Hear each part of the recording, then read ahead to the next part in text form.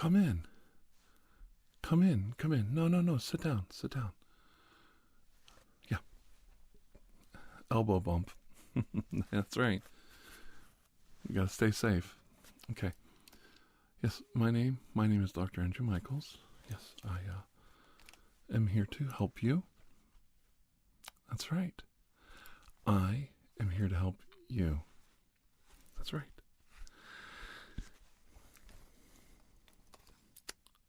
What seems to be the problem from your point of view?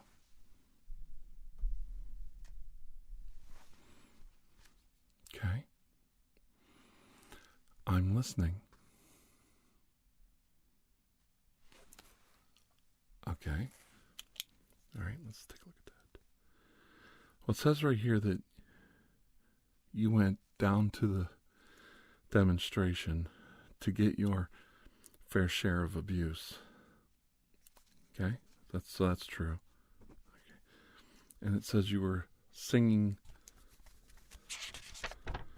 we're going to vent our frustration. If we don't, we're going to blow a 50 amp fuse. Is that correct? Okay. All right. Mm-hmm. Okay.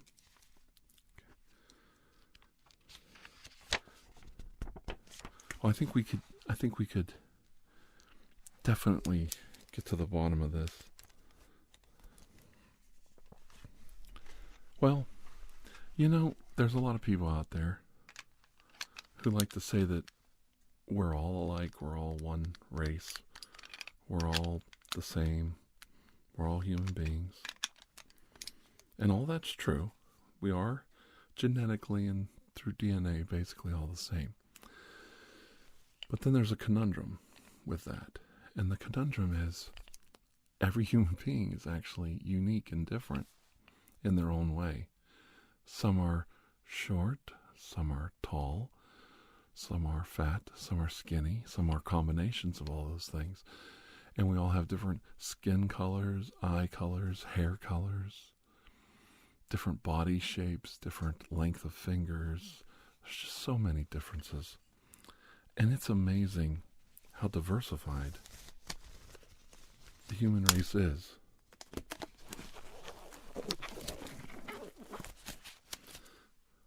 Bend over. I was just joking. I gotcha. I got you. Yep, I'm just joking. No, we don't have to check that for color blindness. If you're colorblind, it doesn't have much to do with that part of your body. So, okay. So let's take a look here real quick, okay? Let's take a look. Let's just take a peek. Okay. Oh yeah. Can you look right at me here? Look right at my nose. Focus on my nose. All right. Oh yeah.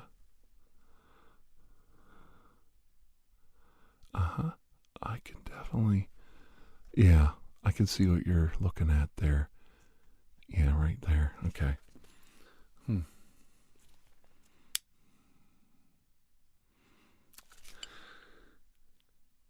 I'm not so sure. Let's take another look at something else here real quick here. It's a little more invasive, so you're going to be a little touchy about it, but it might bother you a little bit.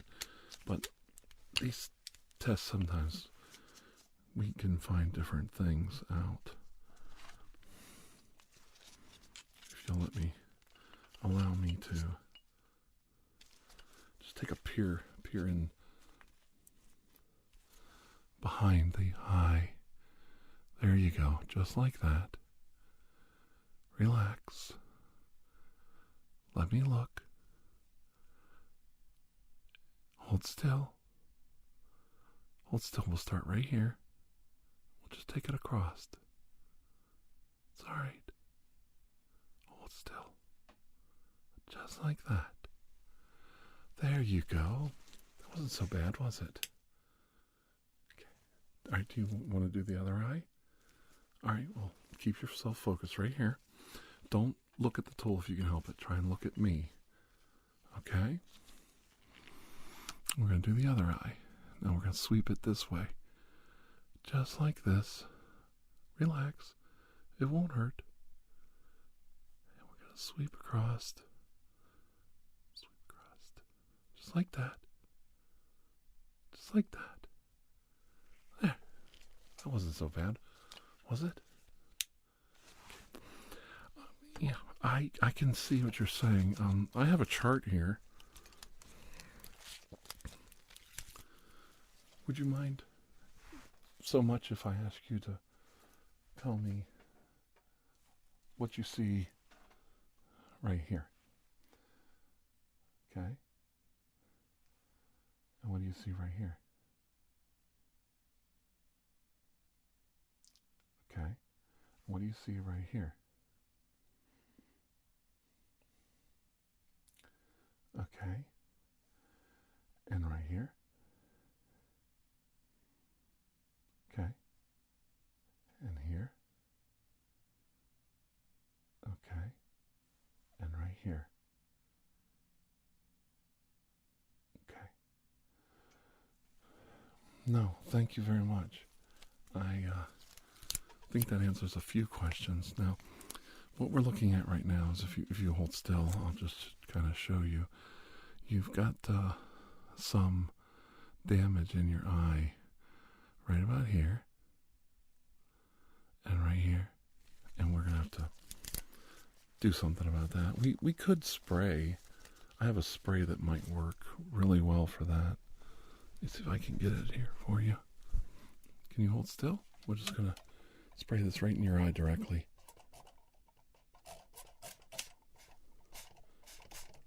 There. Just like that. And then we're going to wipe it around. Hold still. Just like that. There you go. Hold still. Best you can. Look at it clearing up already. That's right. Clearing up already. You look great.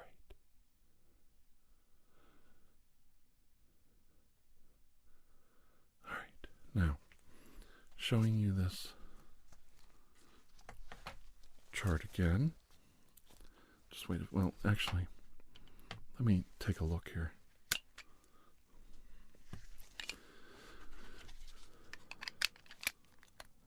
I'm a little ahead of myself here.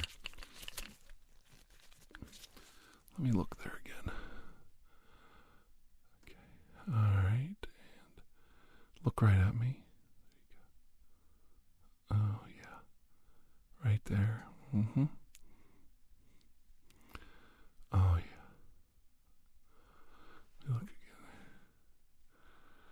Oh, yeah. Mm-hmm. Yeah. I think we got it.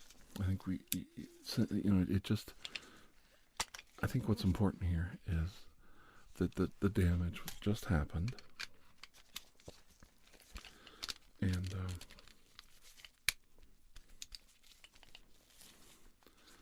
I think we're going to see some dramatic improvements now. I want you to focus on this. All right? Focus on this. Just let me do a real quick sweep of your eye again. All right.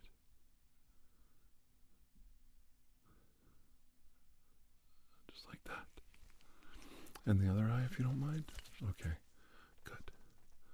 No. Don't worry. It won't hurt you. It won't hurt you at all. Just going to get in there. Do a quick sweep of your eye. Look at that. I think we've got a winner here. Feel better? I thought so. Thank you very much for being so patient with me. It really does matter. Okay. All right. Now, just want to check your eye one more time.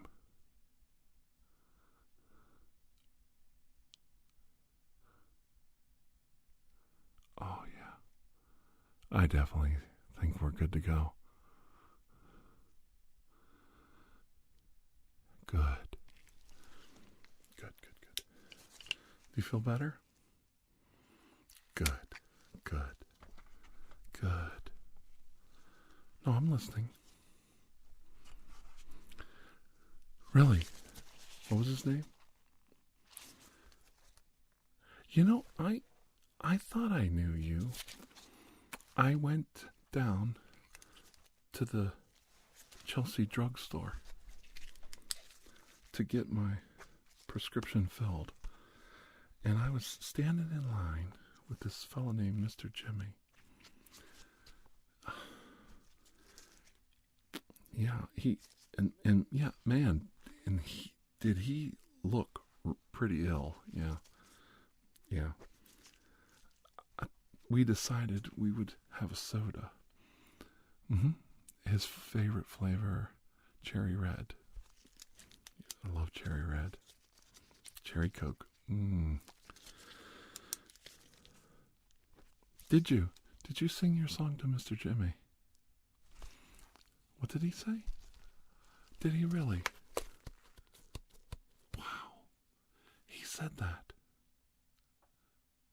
Well, that's interesting. Do you mind if I write that down?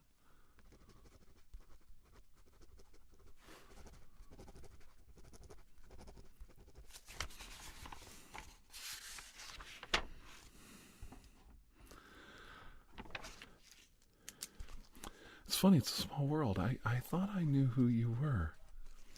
I really did, and it's amazing. You know, were you with that woman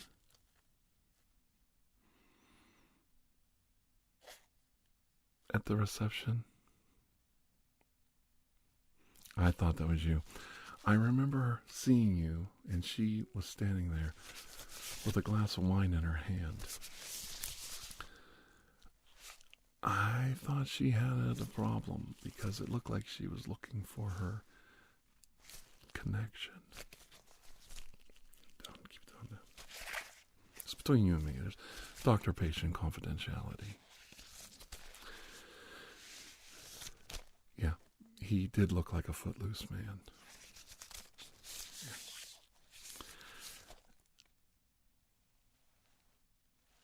Well, I understand that. It's tough. I was really enjoying myself because, yeah. Well, you know, those receptions do a lot to, you know, these causes do a lot to raise money and awareness to social issues, and that's, you know, you got to put something back in for everything that you got out of the system. I think so. I know they had the best drinks there. I saw that in her glass was a bleeding man. Yeah. I could tell she wasn't a good fit for you because you could tell she was adept at the art of deception. Well, you can always tell by their blood-stained hands. It was very, very strange indeed. Well, you know, it's like they say, you can't always get what you want. No. You can't always get what you want. You just can't. No.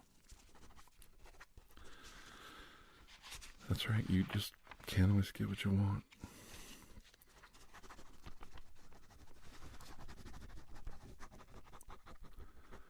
I agree. If you try sometimes, you might find that you get what you need. I have to agree with that.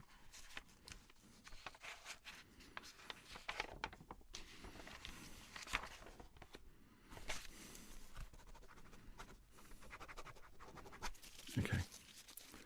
Let's, I think you've sat here long enough to let the medicine clear your eyes out. So let's check again here. Okay. Now, right about here. What do you see here?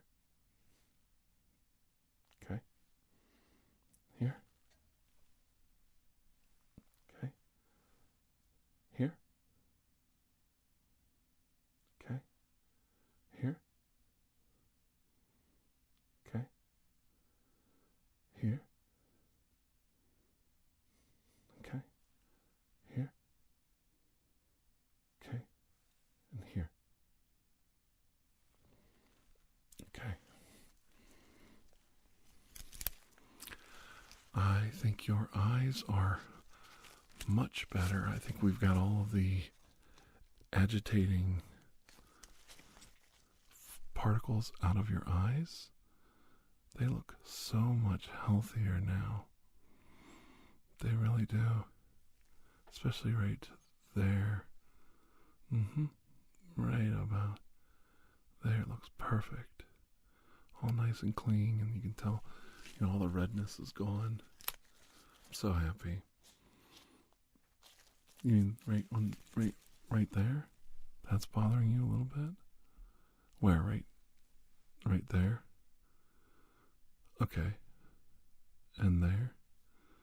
It's, from what I can see, it's clearing up right in there. Yeah, I think, I'll tell you what we could do. I have some drops I can give you. Hang on a second. Some drops. And what you do is you just basically 2 of these a day, and they work wonderful. And I'll get you a prescription for that. I go to the Chelsea drugstore myself. I find they're quite quick. They always are very expedient. Just twice a day. And you only need them if there's irritation. If you physically feel irritation in your eyes, use these drops 2 times a day, 12 hours apart. The instructions will be on the bottle, and they'll last you quite a long time.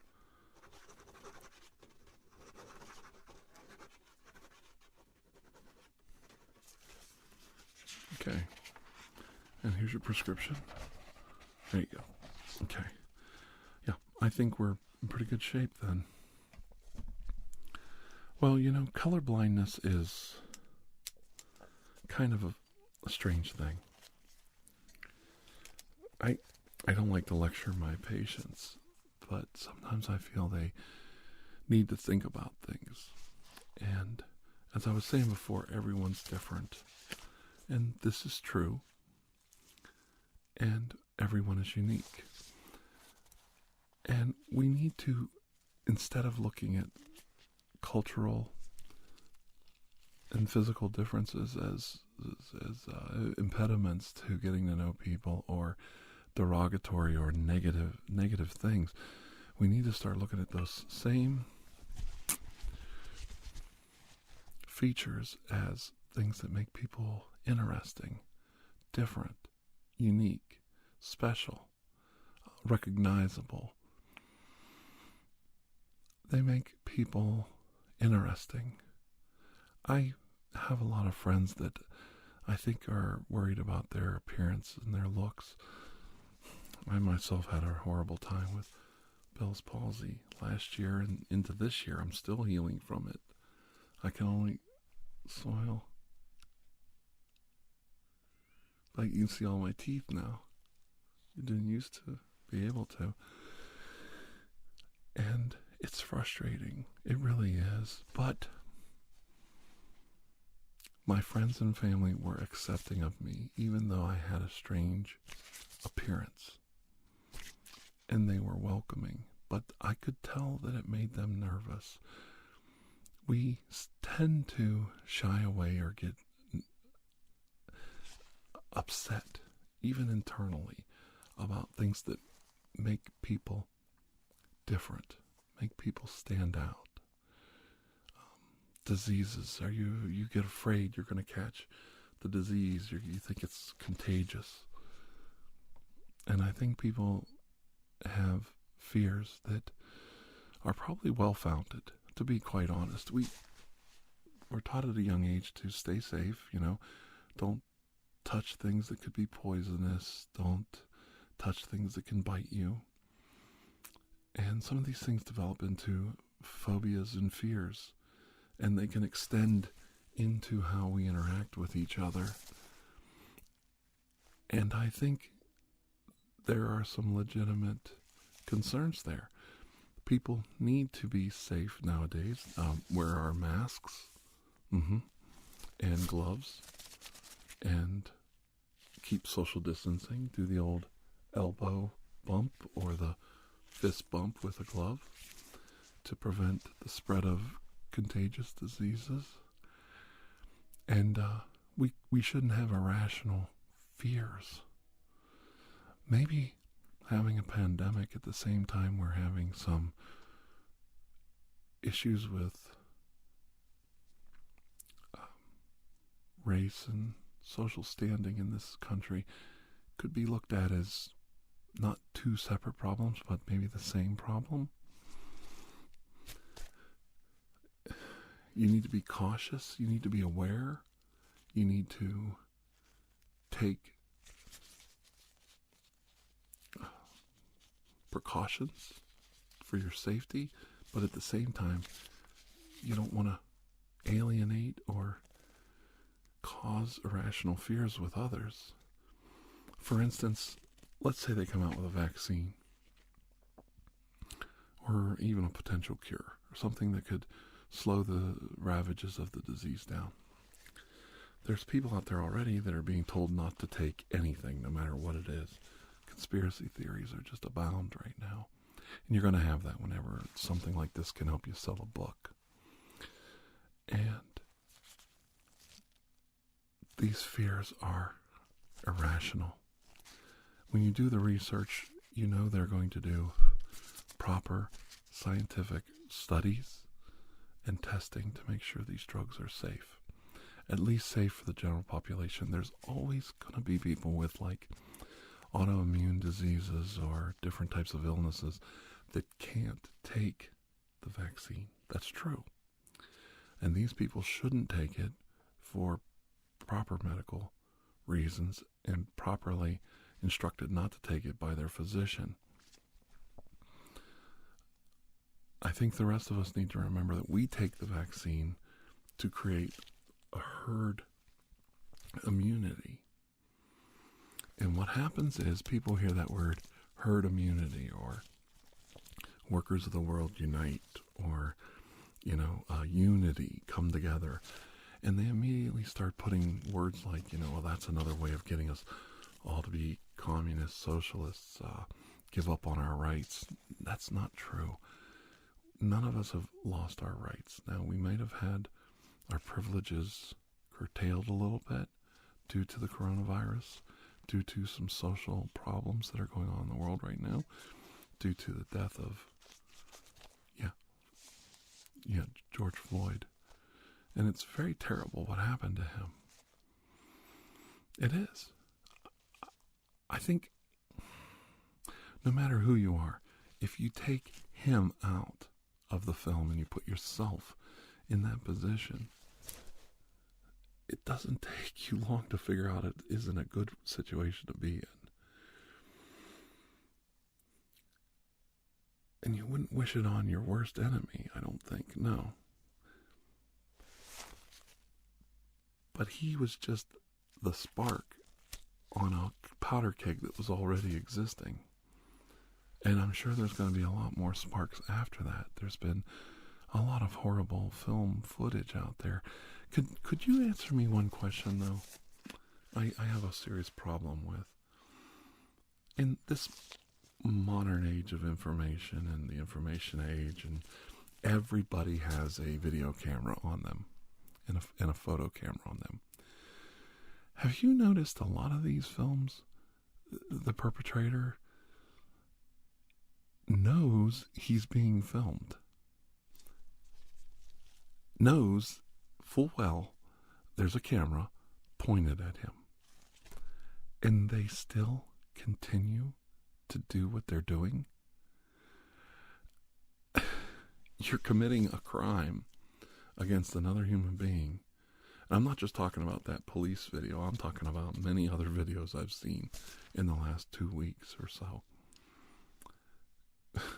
You know you're committing a crime on camera. And you still keep going. It used to be when you put a camera on somebody, a lot of times they would stop.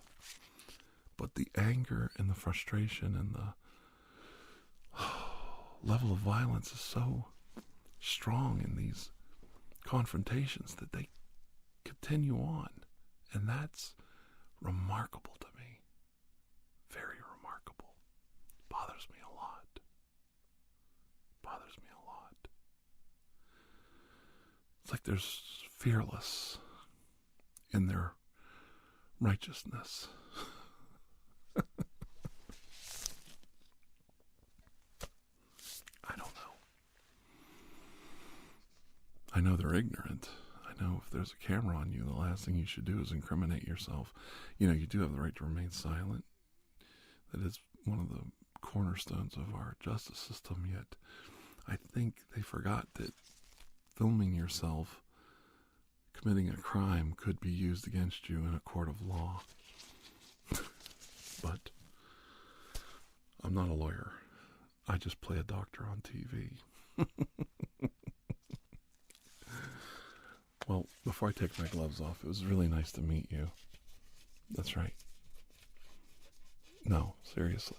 It's really great to meet you. And I hope you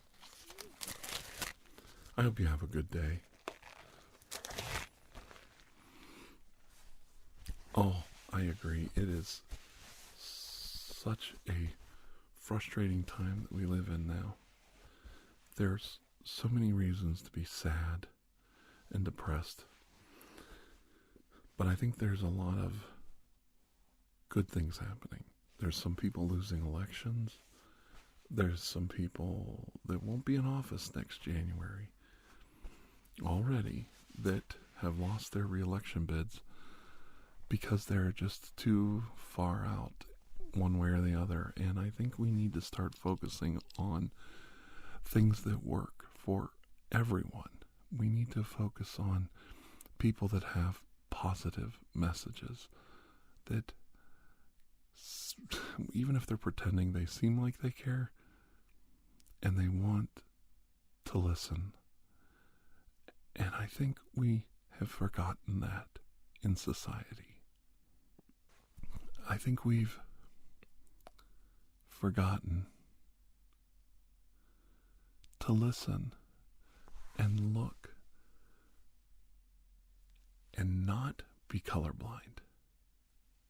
See the differences in the shades of all the people around us. Some people are older and have stories to tell, and some people are younger and have lots of energy and enthusiasm.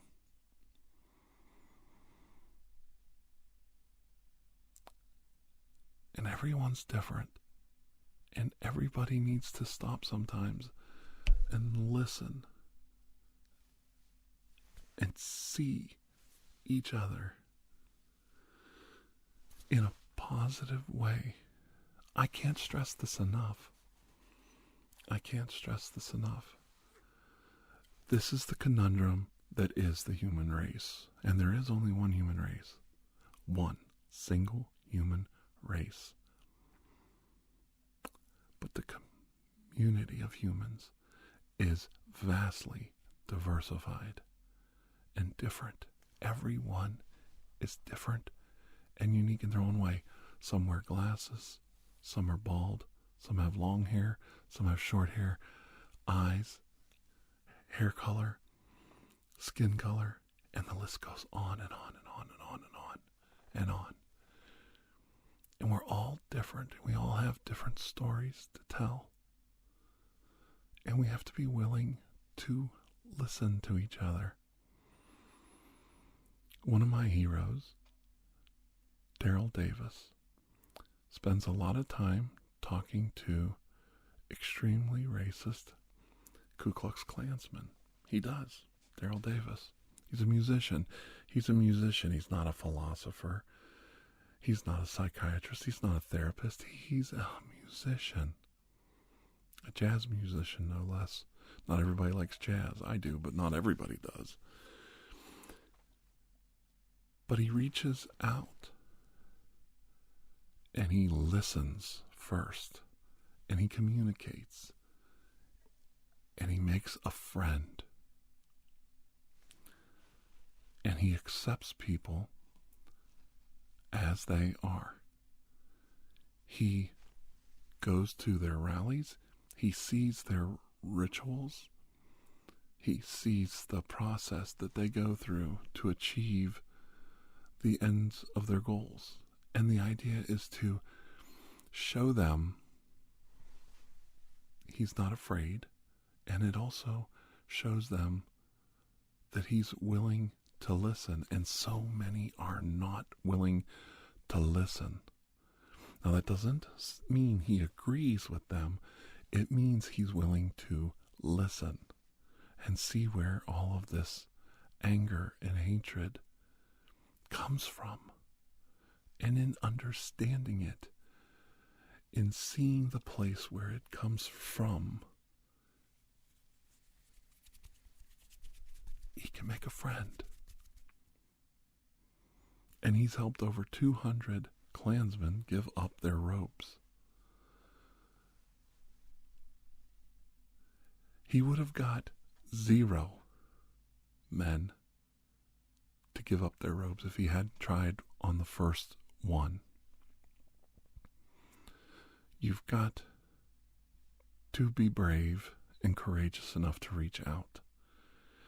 Not everyone is courageous in their own way. Some people are afraid to speak out, and I understand that.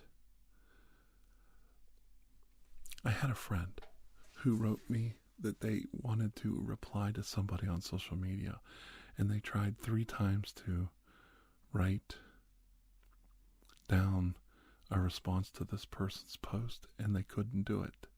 They deleted it every time, and they dwelled on it all day, and it made them cry, and it really bothered them, and they felt like they were cowardly, and they felt like they were just worthless and hopeless. I don't know what exactly how far it went, but it bothered them so much they told me about it. I saved the conversation for a future video I may or may never do about failure. And maybe I will touch on it someday, maybe I won't. I think of all the things I could do as an ASMR video, "You are a failure" would probably be the worst one. Might send the wrong message. But what I wanted to tell that friend, and I know they're listening right now, is you do help. You do reach out to people. You help me fashion the ethics and the morality of my videos because I am uneducated in some of these avenues. I don't understand modern gender issues.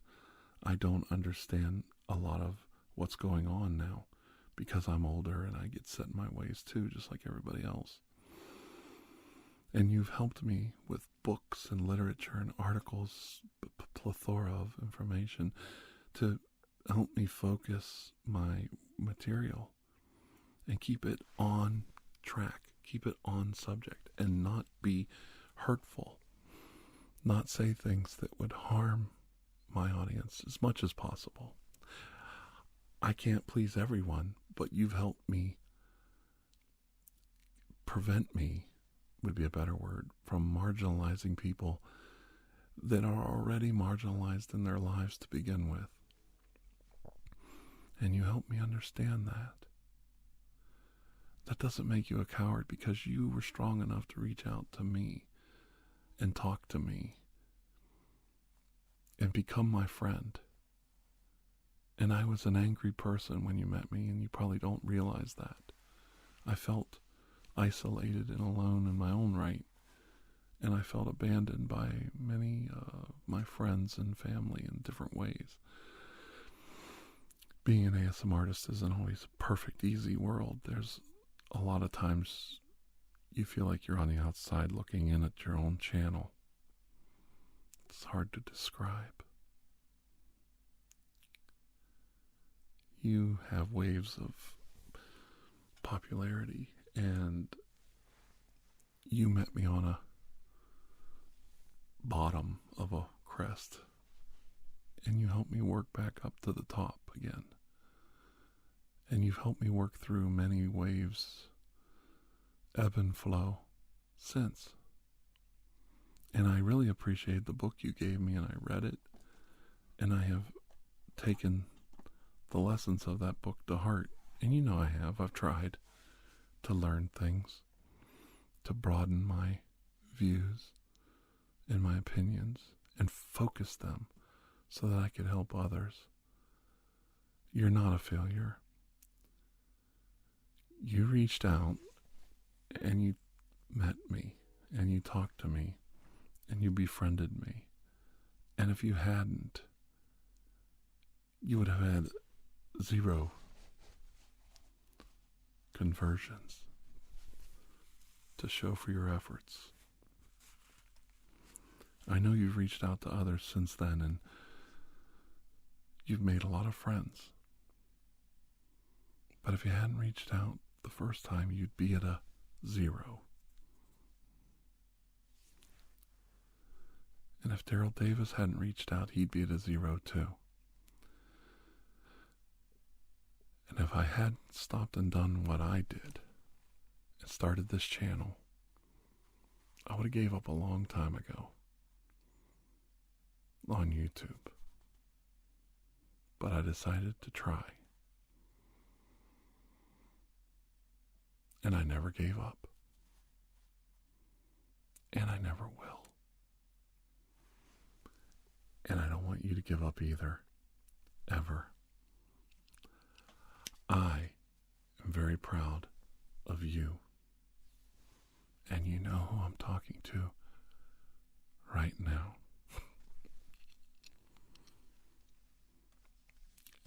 And I hope you have a wonderful day.